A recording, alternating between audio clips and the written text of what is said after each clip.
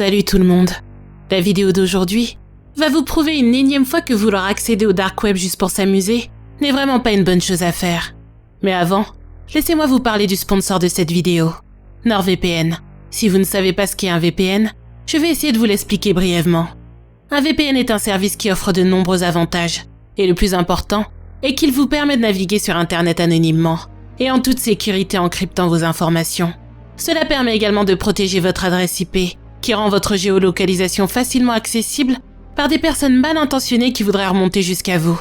Et c'est là que NordVPN rentre en jeu. NordVPN a été élu meilleur VPN de l'année en 2019 et 2020 par des spécialistes du milieu.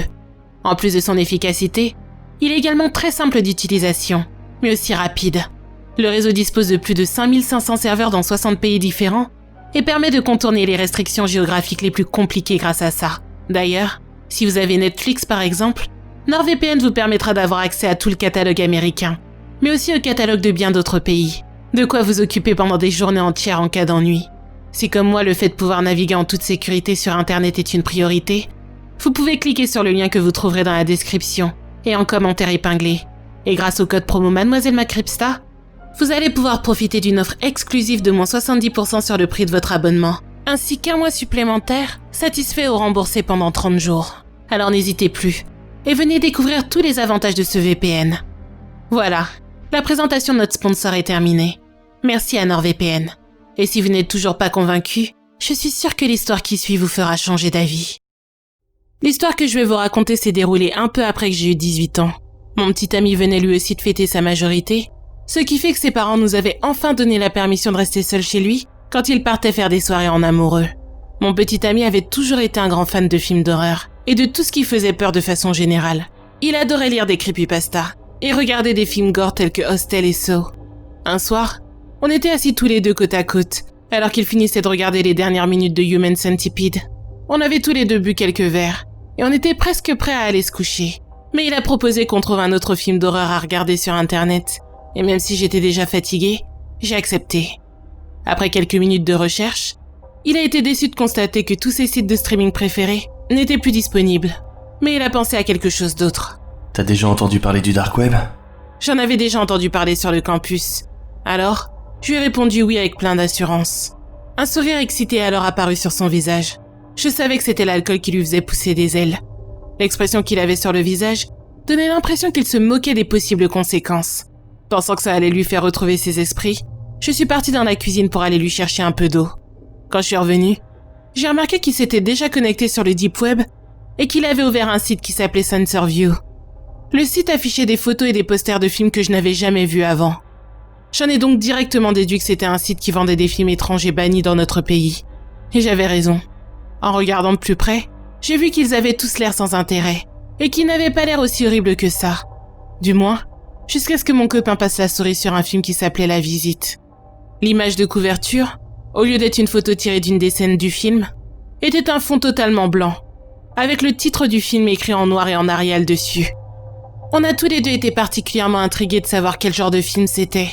J'ai sorti mon téléphone pour trouver le synopsis, mais je n'ai pas réussi à trouver quoi que ce soit, même sur YouTube. Agacé, j'ai relevé la tête, et là, j'ai vu que mon copain tapait son nom et son adresse sur une page qui avait pour intitulé « Détails de votre commande ». Et avant que je n'ai eu le temps de faire quoi que ce soit pour l'en empêcher, je l'ai vu appuyer sur le bouton « Valider ». J'étais choquée et énervée de voir qu'il avait fait une chose pareille. Envoyer ses informations personnelles et bancaires sur un site illégal était vraiment la dernière chose à faire. Je lui ai crié dessus en lui expliquant à quel point c'était dangereux. Mais je voyais bien sur son visage qu'il se moquait royalement de ce que j'étais en train de lui raconter. J'étais en train de perdre mon temps à insister. Il était beaucoup trop saoul. Et moi, ça m'énervait vraiment. Frustrée, je suis allée me coucher en me disant qu'on aurait le temps d'en parler le matin suivant, et qu'il serait bien plus raisonnable après quelques heures de sommeil. Mais ça n'a pas été le cas. En se réveillant, et après lui avoir rafraîchi la mémoire sur tout ce qui s'était passé la veille, j'ai vite remarqué qu'il ne regrettait pas vraiment ce qu'il avait fait. Il n'arrêtait pas de répéter qu'il était juste curieux, et qu'il savait que ce n'était pas réellement dangereux, et que toutes les histoires horribles qu'on entendait à propos du dark web étaient juste des histoires inventées de toutes pièces pour effrayer. Lui, il était sûr qu'on allait passer un bon moment grâce à ça.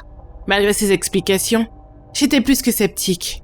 Mais je lui ai promis de pas en faire tout un plat, en racontant ce qui s'était passé à tout le monde.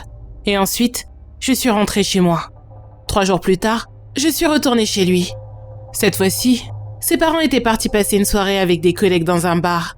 Alors, on a décidé de regarder L'Exorciste sur DVD. Pendant une scène particulièrement ennuyante du film, mon petit copain a commencé à se moquer de moi. Il m'a taquiné sur combien j'étais terrifiée la fois où il était allé sur le dark web.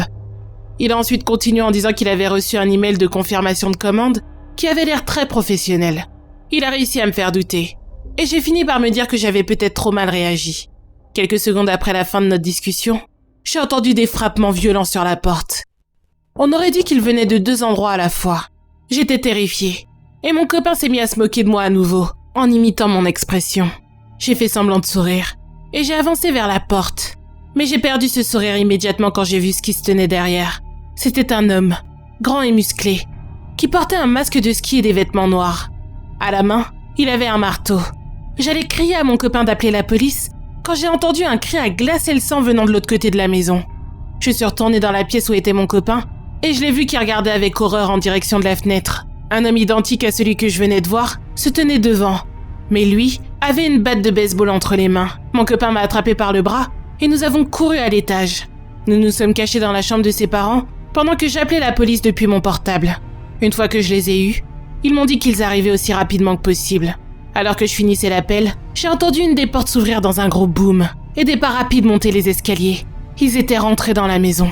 Sans réfléchir, mon copain m'a dit qu'il allait sauter par la fenêtre. Il voulait sauter en premier pour pouvoir me rattraper. J'ai voulu me lancer à mon tour, mais la peur me faisait hésiter. Et c'est là que j'ai entendu une voix agressive juste derrière la porte de ma chambre. L'homme a crié quelque chose dans une langue étrangère et j'ai entendu 2 autres voix masculines rigoler. À ce moment-là, ma peur s'est envolée et j'ai sauté. Malheureusement, je suis tombée lourdement sur ma cheville. Mais l'adrénaline m'a permis d'avancer jusqu'à mon copain et de me mettre à courir avec lui. On a couru pendant ce qui m'a semblé être des heures, mais qui était plutôt dans l'ordre des 10 minutes. On s'est arrêté uniquement lorsqu'on est arrivé à bonne distance de la maison. Je me suis mise à pleurer et mon petit copain a essayé de me réconforter, même si ça se voyait que lui aussi était à 2 doigts de craquer. Quelques instants plus tard, j'ai reçu un coup de fil de la police me disant qu'ils se trouvaient chez moi. Et d'après eux, les agresseurs étaient déjà partis. Après quelques minutes pour reprendre nos esprits, mon petit copain et moi sommes retournés vers la maison. Dedans, il y avait 3 policiers. Un qui examinait chaque pièce pour obtenir d'éventuelles preuves, un qui me parlait à moi, et l'autre qui posait des tonnes de questions à mon copain. Le choc m'empêchait de réfléchir correctement. Et je n'ai pu leur dire que quelques détails à propos de ce qu'ils portaient, et du fait qu'ils parlaient une langue qui ressemblait à une langue de l'Europe de l'Est. Mon petit copain a dû donner aux policiers son téléphone et son ordinateur, afin qu'ils puissent mener leur enquête. Ils nous ont conseillé de parler tous aux parents de mon copain, de se barricader, ou de partir pendant quelques jours chez des amis ou de la famille.